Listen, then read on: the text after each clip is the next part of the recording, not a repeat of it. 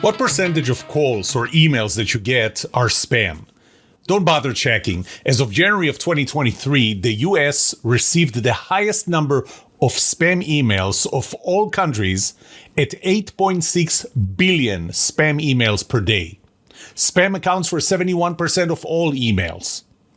Now, a typical American gets 28.4 spam calls monthly. And I bet that I'm getting more than that. More than one a day. These numbers are continuously increasing. Since the level of trust that I have in people trying to sell me something is the product of my trustfulness, my willingness to trust salespeople in general, and the salesperson's own trustworthiness, and my trustfulness continues to decline because of all the spams and scams, the only way to be able to close deals is if you increase your trustworthiness. Stop trying to close deals by lowering the price. Try doing it by increasing your trustworthiness. In this episode, I will give you 7 tips on how to be a more trusted salesperson. Now, those are not going to be the usual tips that you would get from a sales trainer or expert, but those relate specifically to building trust in you. Right after this.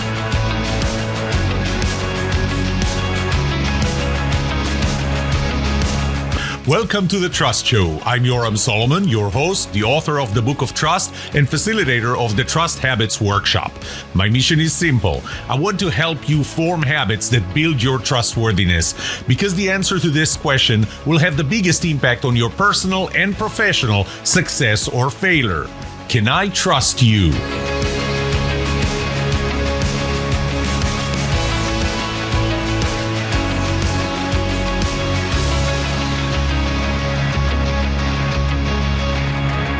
Before I start, I need to go back to explain the differences between, I use 2 words, scam and spam.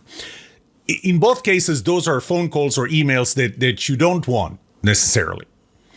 Scams are when they're trying to get money from you without giving you any value. So trying to steal your password so they can access your bank accounts, or, make you believe that maybe a family member is kidnapped and you need to pay ransom, or just, putting malware in your computers and locking your computers, and then they're going to ask for a ransom to just get the computer back, access back to your information and your systems. That's called ransomware. Those are scams, okay? There is absolutely no intention of giving you any value. I separate that from spam, which is when they're trying to get money from you, but while giving you something, except that it's something that maybe is not worth the amount of money that they're asking for. Maybe it's something that you don't value. So this is when somebody just calls everyone in a mailing list that they bought to sell them something that some of them just don't need. Either way, those are not calls that you want to get.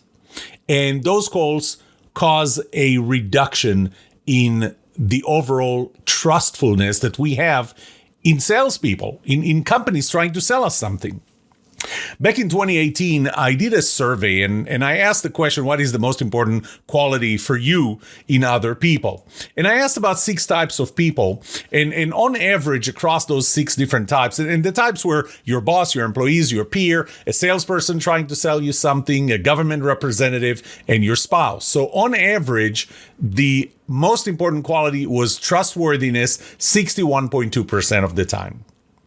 Trustworthiness was the highest required, not that it was reported that it was the highest for this type of people, but it was the most important quality, the most in salespeople, 77.6%, more than the next 5 types combined.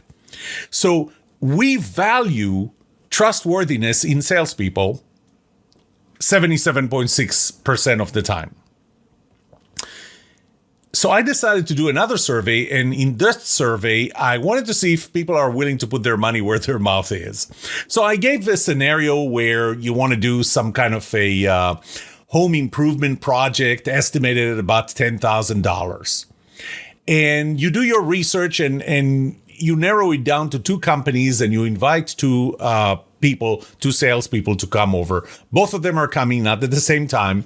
One of them, I used my relative trust model to describe that person as very, very trustworthy without using the word. So I didn't say this was trustworthy. I just described that person as trustworthy.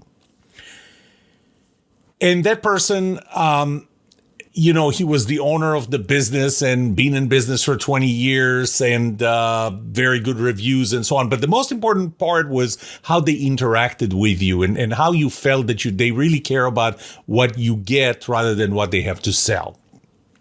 So that was the trustworthy one. Then I described the second second salesperson who was anything but trustworthy, very untrustworthy in the way they behaved. Again, without using the words untrustworthy. At the end of the day, they both left and then they sent back quotes. Both quotes were for exactly the same price, $10,000. Which one would you choose? The trustworthy one or the untrustworthy one? It's funny how many times people think when I ask this question, they think that it's a rhetorical question. It's not. I'm serious, but the answer is pretty clear. It's 100%. 100% of the time, they will prefer the trustworthy salesperson over the untrustworthy salesperson if the price was the same, and we're talking about $10,000 in that example. Okay, so then I asked, what if this trustworthy salesperson would ask for 10% higher price? So 11,000 versus 10,000. So now I look at them as the trustworthy versus the cheap one. 100% of the people still chose the trustworthy one. I would rather pay 11,000 and get it from somebody I trust than pay 10,000 and get it from somebody I don't trust. Actually, I don't trust that I'm going to get it or not get it in good quality or what I expected. How about 20% higher price? If the trustworthy salesperson would ask for 20% higher price, 12,000 versus 10,000. 58.2% of the respondents still said they would go with the trustworthy one. More than half. By the way, 32.7% said, I don't know, but it's still going to be one of the two. So I can take the 32.7% and split it half to the trustworthy and half to the cheap one. At 50% higher price, 15,000 versus 10,000, I still had more than 21% who said we're going to take it from the trustworthy salesperson. And 38.2% said, I'm not sure. And then I got quite a few that said, I'm going to take it from the untrustworthy or the cheaper one. And it really comes down to, there are several parameters that would affect those numbers. One of them, for example, is what are the consequences of doing a bad job? If the consequences are irrecoverable, if we're not talking about a home renovation, a $10,000 home renovation project, but we're talking about, building a rocket or brain surgery or flying a plane, obviously there is a much higher premium for being trustworthy. Versus if the consequences are very low, or if I can control the work, or, if I know enough how to do it myself to be able to monitor, then the premium is lower. But what I found based on those numbers is something that allowed me to make the following two statements. One is a trustworthy salesperson can sell the same product or service for 29.6% higher price and still get the business. That's when the crossover point between one to the other is at 29.6% on average. The second is, this is what often happens when somebody doesn't want to buy. You start playing with the price. So you lower the price. An untrustworthy salesperson would have to lower the price 22.8% to get to that crossover point. You would have to discount it by 22.8%. A funny thing is, the first book I ever wrote that had the word trust in the title was for salespeople. It was called Can I Trust You? That was a series of book. It is a series of book. Currently has 5. And this one was 50 plus 1 habits that will make you a trustworthy salesperson. What I'm going to do in the next segments in this episode is I'm going to give you those 7 tips, 7 very specific tips. And, it's not going to be the standard tips that you would get from any sales trainer. It's going to be tips that directly relate to trust and my relative trust model. So let's start with the first one. When Maya was very little, my first daughter, when she was very little, it was actually before Shira was even born, so Maya was less than 2 years old. She decided one day that she wanted to call me at the office. And so she asked Mom, can I call Dad? And Mom said, sure, but she gave her a few instructions. So my wife and I have this deal. If she calls me and even if I answer the phone, but I can't really talk, the first question she asked, my wife that is, can you talk right now? And if I can't, I would say, no, I can't. And she would drop it unless it's an emergency, obviously. But if it's not an emergency, she'll drop it and I'll remember to call her back and when I'm free and see what she needed. So she instructed Maya. She said, Maya, listen, the first thing you have to do is you have to ask Daddy if he can talk. So I'm at the office, my phone rings, I answer the phone, and I hear Maya. And Maya goes, hi, Daddy, this is Maya. Can you talk right now? Now, I was in the middle of something, and as much as I wanted to talk to her, I couldn't. So I said, Maya, I'm sorry, I can't talk right now. And then she went on to keep on talking because, you see, my wife didn't tell her what to do if I say that I can't. She assumed that Maya would understand that if I say no, this is where the call ends. This is one of the easiest things that you can do, really, as a salesperson. When you approach someone who did not expect you to approach them, maybe even if they did expect you to approach them, just ask them, is this a good time? Hi, this is Yoram. I want to talk to you about getting you a sponsorship for my podcast, whatever. Do you have time to talk about this right now? It shouldn't take more than 10 minutes. Give them the option. If they say no, respect it. Hang up. Would there be a better time for me to call? Very, very few calls that I get actually ask that question. They immediately go into the sales pitch and they lose my trust as a result, because I believe they're going to spam me more than really offer me something of value. I feel that they don't care about the value that I get. When they say, sure, we have the time. First of all, you notice that I already said how long I expected this call to take place or to last, and set the outline.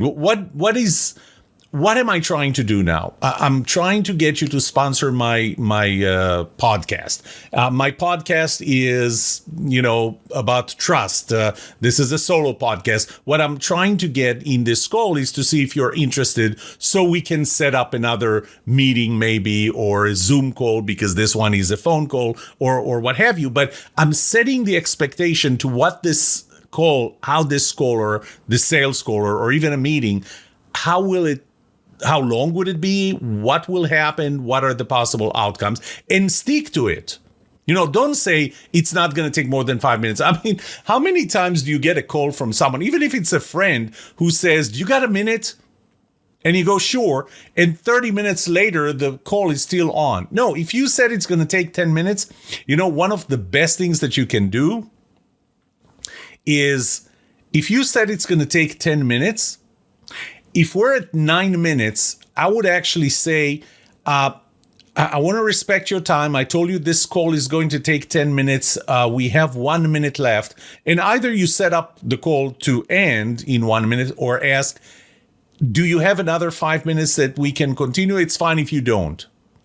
People like predictability. People like to feel that you care about them, about their side of this conversation. So the first tip is, see if this is a good time for them. Ask if this is a good time for them. Don't launch into your sales pitch. Tip number 2, first impression.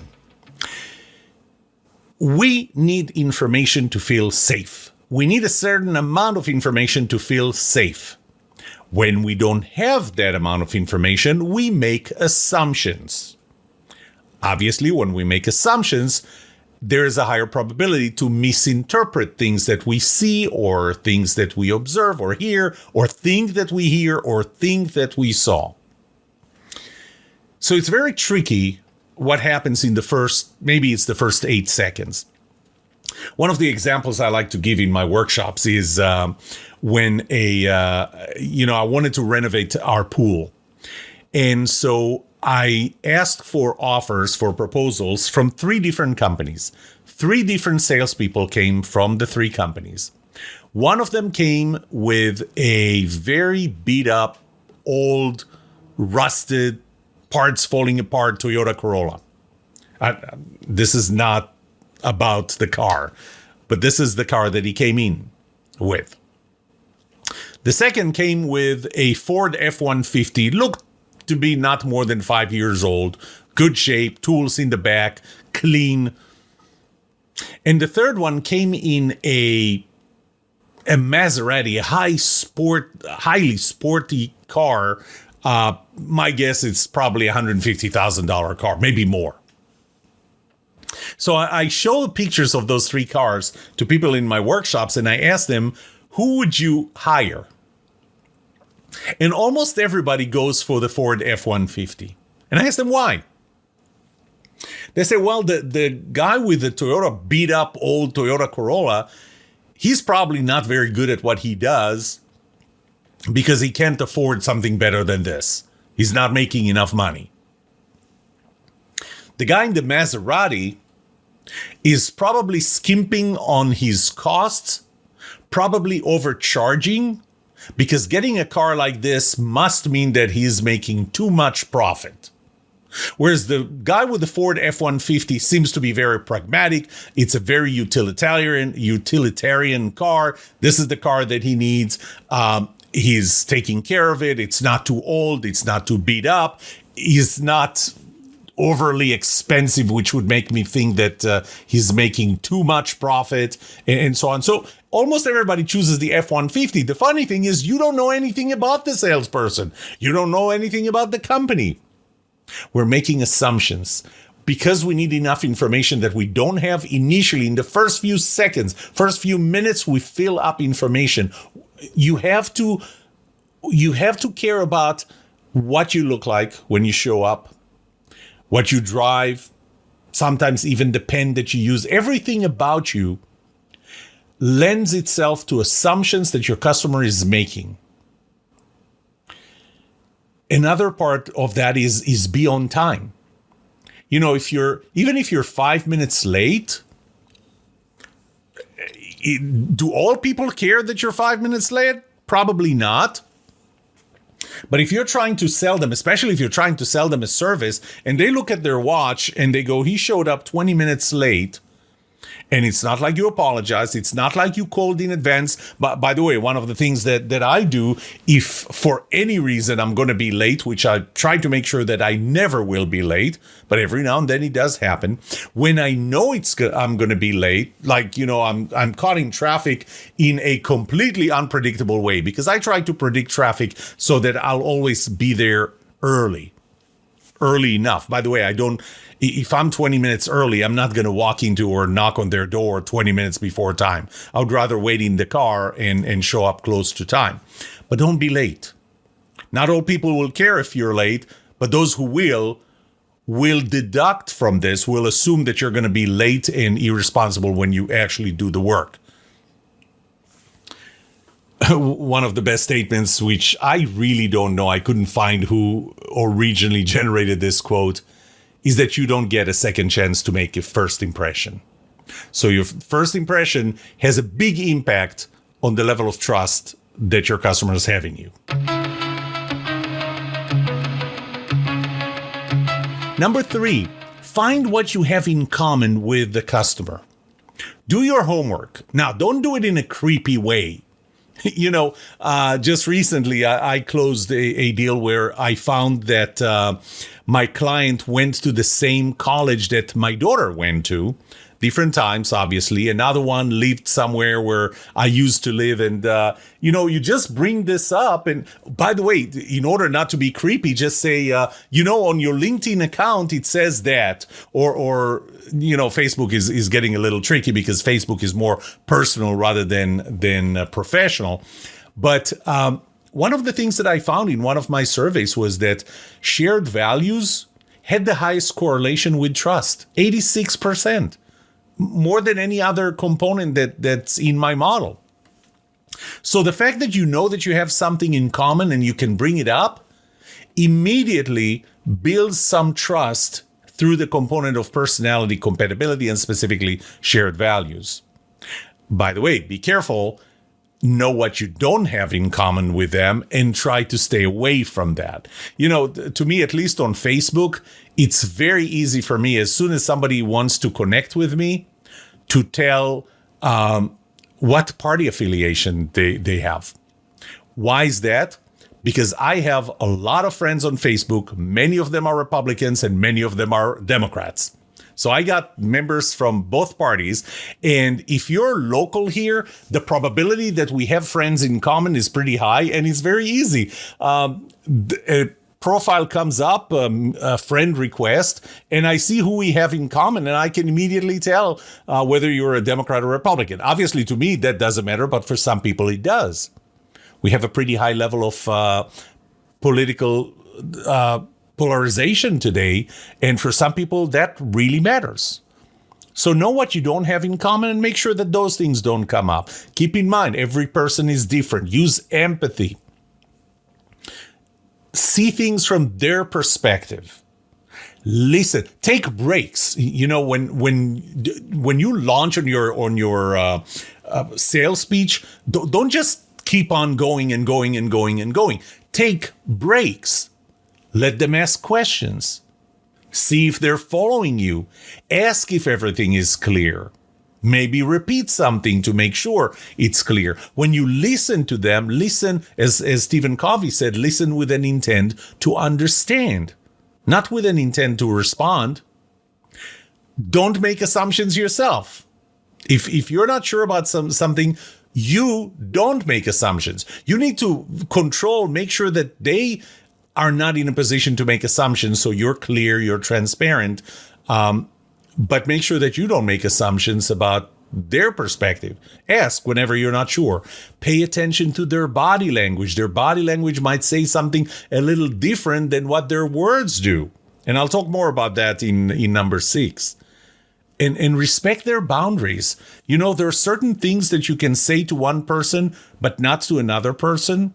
So don't try to push the boundary too far. Observe their boundaries, observe what's appropriate with them and what's not appropriate with them. And it's not the same thing for different customers. It would be different things, which is why you need to observe it and respect their boundaries. Number 4. You know how in almost every sales training, I don't know if in every sales training anymore, but the customer is always right? No, number 4 is the customer is not always right. I remember when I worked at TI, we had a customer that, most people at TI hated dealing with him. He was very, I don't know if the word is arrogant, but he was very demanding. I mean, he treated us as the low-life supplier, where he is the customer, the honorable customer. And so most people who dealt with him, they used to just ask him what you want and give him what he wanted or make promises. One day we had dinner, and all of a sudden, out of the blue, he said, I enjoy working with you the most. And so I was kind of surprised, and I asked why. He said, because you're the only person that has absolutely no problem telling me that what I'm asking for is complete BS. And then you tell me what you believe that I really need, and you really do listen to me. So he felt that I cared about what he really needed more than just satisfying what he says he wanted. He appreciated that. Customers appreciate that. And also keep in mind, it's not only that the customer is not always right, you are not always right. And the more you can acknowledge that you are not right, then the more you're able to say, I was wrong, or say, I don't know. And when you say those things, they respect that. Customers respect that you know how to say, I was wrong. Because if you pretend to know everything, they're not going to trust you. Because now they don't know what you really know versus what you pretend to know. But when you start saying, I don't know, or I was wrong, then it gives a lot more credibility to the times you do know something or you're right. So remember that the customer is not always right, and neither are you. Number 5, own your side of communications, and even more important, own your side of miscommunications. So communications, and I talked about that several times in different episodes of this podcast. Communication starts with a message in my head. Okay? Then it needs to come out of my mouth. And when it comes out of my mouth, you know how sometimes the words that come out of your mouth are not what started in your brain? And you go, that sounded so much better in my head. Or did I say this out loud? So that's already the first miscommunication, brain to mouth. Now, from my mouth to your ear, there's noise. I tried telling my daughters that if the air conditioner is working in my office and they yell from the kitchen, I'm not going to hear them. I'm just going to hear the air conditioner. So there's noise and other reasons why what you hear, what comes through your ear, I should say, is not exactly what came out of my mouth. Just play the game telephone and you'll see. Then the last part of it is what comes through your ear gets translated into a message in your brain, and it gets translated and distorted through your values, through your cognitive processes, or anything else that would affect what you actually believe that you heard. And sometimes we believe we heard something that was not really said. Maybe we haven't interpreted the tone of voice or something like that. That's miscommunication. Now, what do you do when there's miscommunication? One thing that we often do, and I hate when that happens, is that if you didn't understand what I said, then I'm going to say you don't understand. You didn't understand. When you say to me, you didn't understand, or when I say to you, you didn't understand, I put you on the defense. When you tell your customer you didn't understand what I said, you put the customer on the defense. You don't want to put them on the defense. Instead, what you want to do is say, I don't think that I explained it well. Let me try again. And don't use a tone of voice that would make it feel that that's not really what you think, that you really think that they didn't understand you. Really own it. They didn't understand what you said. Own your side. I didn't explain it. And really mean it. I didn't explain it. Let me try again. Or if they said something and you didn't understand, don't tell them that they don't know how to explain it, that they didn't explain it right. Once again, you're putting them on the defense. But if you're saying, I'm sorry, I didn't understand. Can you try again? Maybe describe it a little more so that I'll understand. When you say things like this, you put them on your side. Now they want to help. And that means that they can trust you more. So own your side of miscommunications. Don't put them on the defense.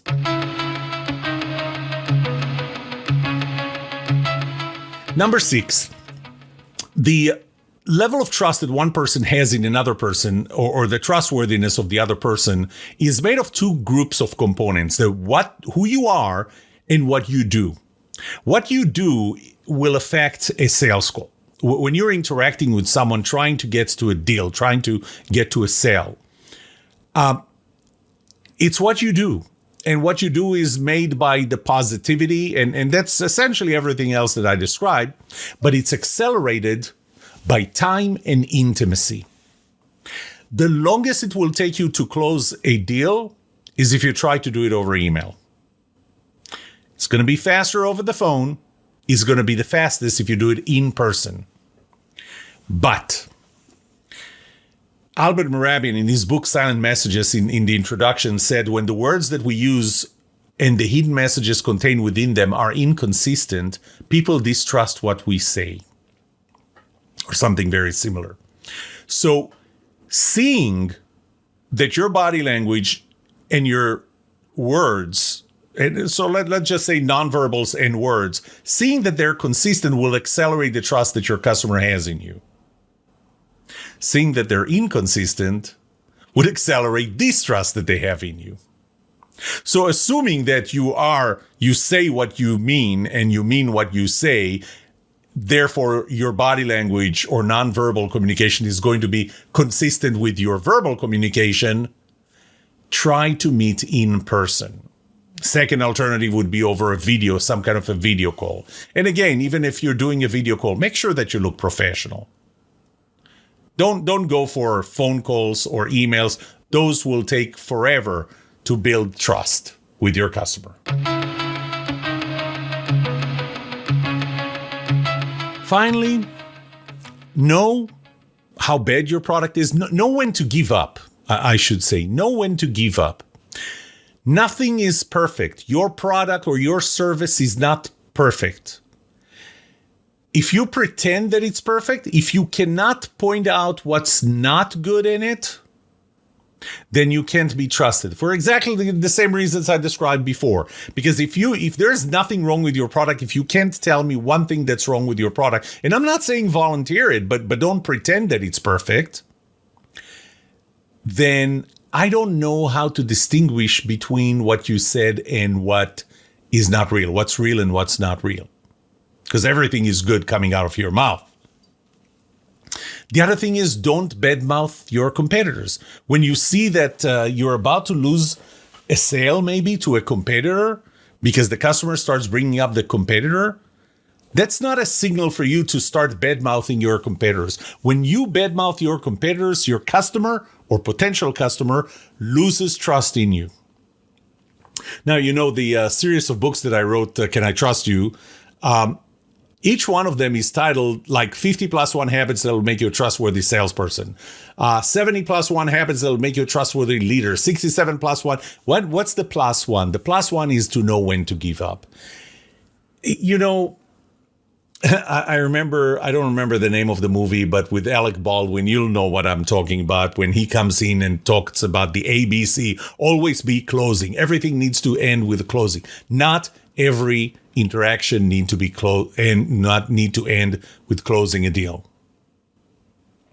I remember when I had my own startup company back in Israel. This was in the mid to late 90s. And I went to present my products in a trade show in New York.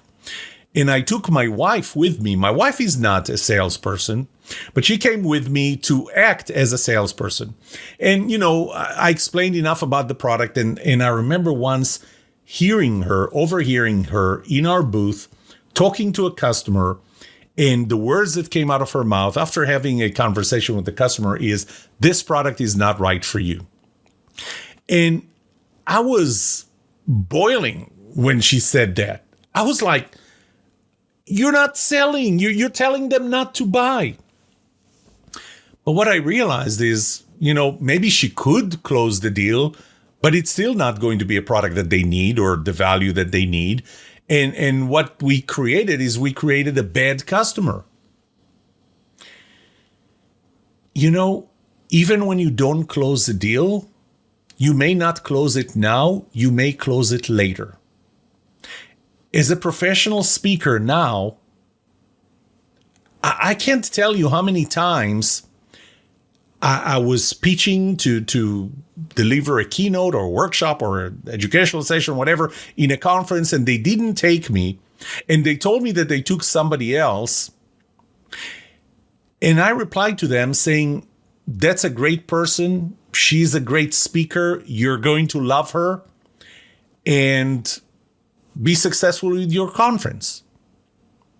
I wasn't trying to badmouth her. I wasn't trying to get the business anyway. And you know what? Maybe it was a year later, maybe 2 years later, they would come back for me. Know when to give up.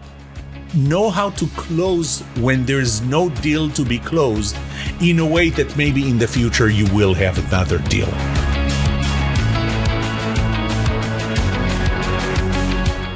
What would you like to know about trust and trustworthiness? Let me know and I'll answer it in a future episode. I would love to hear from you.